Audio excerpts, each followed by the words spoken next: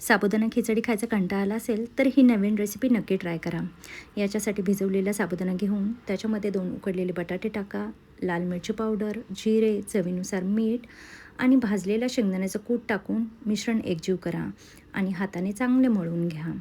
नंतर बटर पेपरवर तूप किंवा तेल टाकून मिश्रणाचा छोटा गोळा करून घ्या आणि त्याला हाताने गोलाकार आकार द्या. तुम्ही ते थालीपीठाप्रमाणे थापून घेऊ शकता. नंतर तवा गरम करून त्यावर थोडे तेल किंवा तूप सोडा आणि तयार थालीपीठ तव्यावर ठेवा. मध्यम आचेवर दोन्ही बाजूनी सोनेरी आणि कुरकुरीत होईपर्यंत भाजा. थालीपीठ फाटणार नाही यासाठी साबुदाणा व्यवस्थित भिजलेला असावा आणि बटाटा चांगला मॅश केलेला असावा. जास्त शिजलेले बटाटे वापरणे टाळा आणि यात जास्त ओलावा राहणार नाही याची खात्री करा.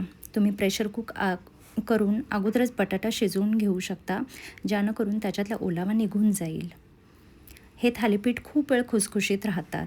असे गरमागरम थालीपीठ तुम्ही दह्यासोबत किंवा शेंगदाण्याच्या चटणीसोबत सर्व करू शकता. हे थालीपीठ साबुदाणा वड्यापेक्षा थोडे वेगळे आहेत. लहानपणी आपण उपवासाच्या दिवसाची याच्यासाठीच वाट पाहायचो ना, की जेणेकरून आपल्याला वेगवेगळ्या पदार्थांचा आस्वाद घेता येईल. तर ही रेसिपी कशी वाटली